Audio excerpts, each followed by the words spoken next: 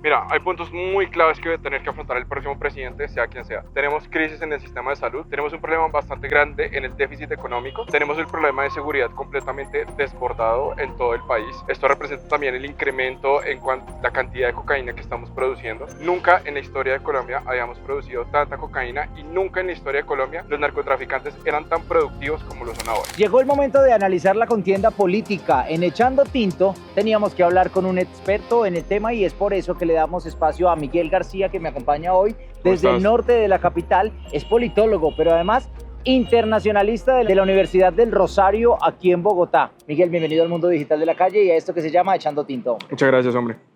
Ahora sí, hablemos de todo lo que tiene que ver con la contienda electoral a la presidencia. Acabamos de pasar por un fin de semana en donde ya Colombia emitió su primera voz. Ya sabemos cómo se va a comportar el Senado para el 2026, ¿cierto? No solo en Bogotá, sino en cada una de las regiones.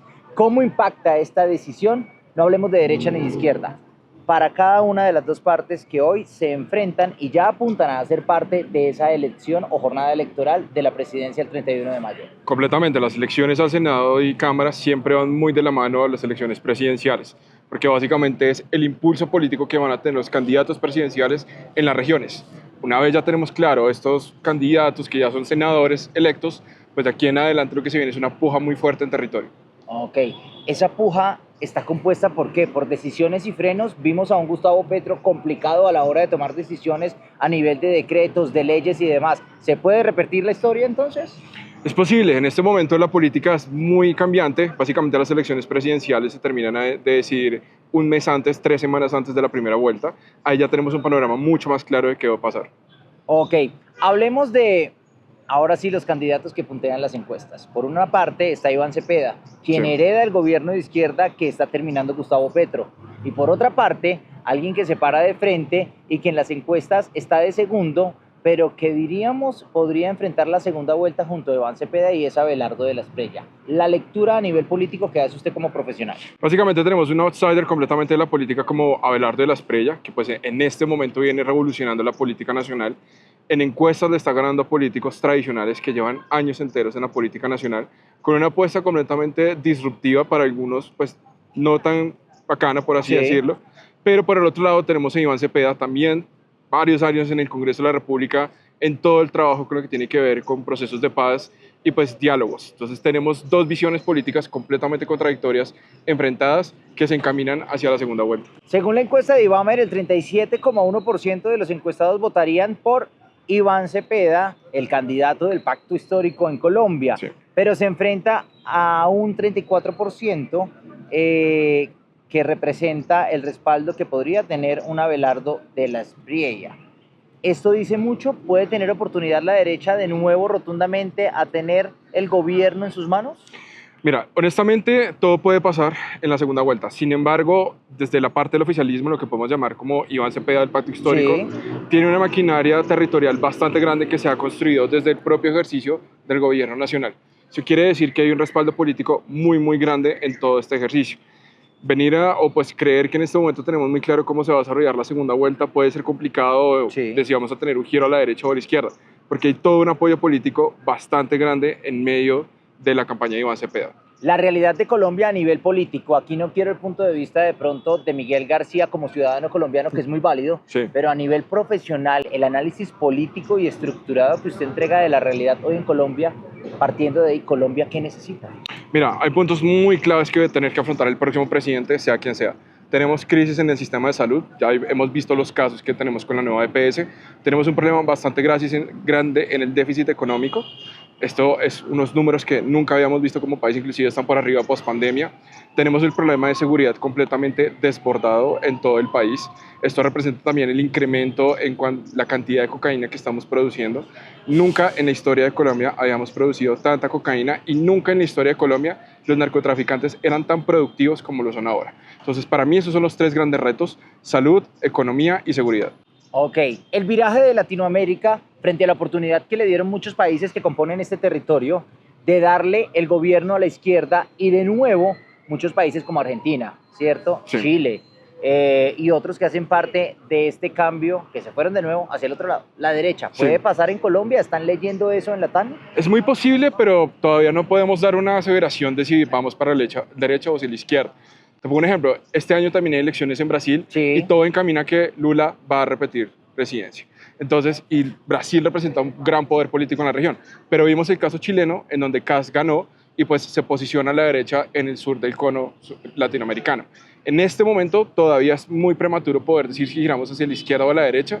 Sin embargo, todo nos encamina a que ellos dos van a estar en la segunda vuelta. Hablemos del caso de México, que es uno de los gobiernos más recientes, porque Claudia Sheinbaum no acaba de posicionarse, pero sí lleva muy poco en su gobierno y ya genera sinsabores en uno de los territorios más grandes de Latinoamérica. Claro, Sheinbaum tiene un problema enorme de seguridad muy parecido al que tenemos en Colombia con los grupos narcotraficantes.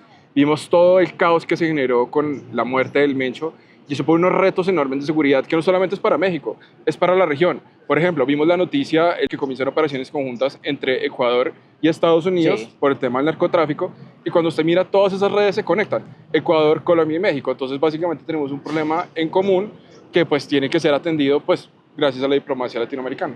Ahora aterrizamos de nuevo en Colombia y hablamos de esos tres nombres que son abanderados por partidos políticos reconocidos en la historia política del país. Paloma Valencia, un padrino como Álvaro Uribe Vélez, que fue ya presidente de la República, que también es de la derecha contundente. Claudia López, que para muchos es tibia, no hizo nada por Bogotá, conoce el territorio de la capital, pero pretende llegar a la presidencia y ha manifestado estar de acuerdo con la izquierda, mas no con el gobierno de Gustavo Petro. Quintero, que fue alcalde de Medellín, busca de una forma también desesperada para muchos meterse en la contienda, y un Fajardo que sigue intentando llegar a la presidencia, un Oviedo que logra convencer a la gente pero que muchos creen no tiene los pantalones, según ustedes los callejeros en los comentarios, de tener la rienda administrativa del territorio colombiano. No, mira, yo comienzo por Juan Daniel. Juan Daniel, yo discrepo un poco en esa posición, es un hombre muy claro y muy directo en sus posiciones políticas. Cada vez que uno lo escucha hablar, tiene un análisis muy detallado de lo que está pasando en Colombia y lo que se debe trabajar. Sergio Fajardo, pues esta es su tercera elección presidencial. Sí. Él intenta capturar lo que es el centro político, sin embargo, desde mi perspectiva fue una muy mala estrategia no haber participado en la consulta. Creo que esto podría dar un impulso mucho mayor para lo que es la primera vuelta. Claudia López se está midiendo fuertemente en lo que es las elecciones, ha venido creciendo en las encuestas, hace 2 meses no punteaba y hoy aparece con unas pequeñas oportunidades. Y por el otro lado, Paloma Valencia, junto a Centro Democrático, un partido político muy organizado que junto al Pacto Histórico son los dos partidos con mayor disciplina electoral, lo cual le puede abrir unas buenas oportunidades para la primera vuelta. Ok, ¿las mujeres estarían listas o cree usted que tengan oportunidad en realidad de peso en esta contienda electoral? Por supuesto, en realidad son candidatas muy bien preparados. Cuando uno revisa el trabajo que ha hecho Paloma Valencia desde el Congreso de la República, ha sido un trabajo muy juicioso. Claudia López tuvo que gestionar la pandemia, que fue un reto bastante grande, y de hecho fue uno de los mejores lugares de Colombia, Bogotá, cómo se gestionó la pandemia. Entonces, en realidad, se ha hecho un gran trabajo por parte de ellas. Para cerrar y no alargarnos mucho en este análisis político, porque queremos leerlos a ustedes en los comentarios en el mundo digital de la calle, la lectura que hace Miguel frente a las visitas intermitentes que hace Abelardo de la Espriella a territorio estadounidense, frente a las decisiones de Donald Trump, que en este año viene por Nicolás Maduro y le advierte a un Gustavo Petro que necesita resultados ante el narcotráfico, pero además todavía no contempla sacarlo de la lista Clinton, que por primera vez en Colombia un mandatario hace parte de ella junto a su primera dama, que ya no es primera dama, y junto a miembros de su gabinete, incluido su hijo. ¿Qué lectura hace? Mire, Abelardo de la Espriella no es el único candidato de la derecha que tiene cercanía con los Estados Unidos. Muy bien. Tenemos de hecho una consulta a Juan Carlos Pinzón, que fue embajador de Colombia en los Estados Claro. Unidos, tiene una perfecta relación bipartidista tanto con demócratas como republicanos. Es normal que los candidatos busquen cierto apoyo en los Estados Unidos para precisamente poder dar ante el electorado ese gran espaldarazo que muchos quieren escuchar por parte del gobierno de Donald Trump. Sin embargo, como le reitero, no es excluyente a que otros candidatos también puedan llegar a tener cercanía con los Estados Unidos. Ok, pero que tiene en cuenta entonces Estados Unidos y Donald Trump para habilitar o no ese diálogo que a un Abelardo sí se lo da y que de pronto a otros no les ha colocado la carpeta ahí como sobre la mesa, decir venga y hablemos, porque también hay que decirlo, ¿a Estados Unidos le importa quién va a montar como presidente? Claro, por supuesto, Colombia es el aliado regional más importante de los Estados Unidos e inclusive lo necesitan en todos los planes que va a haber sobre Venezuela.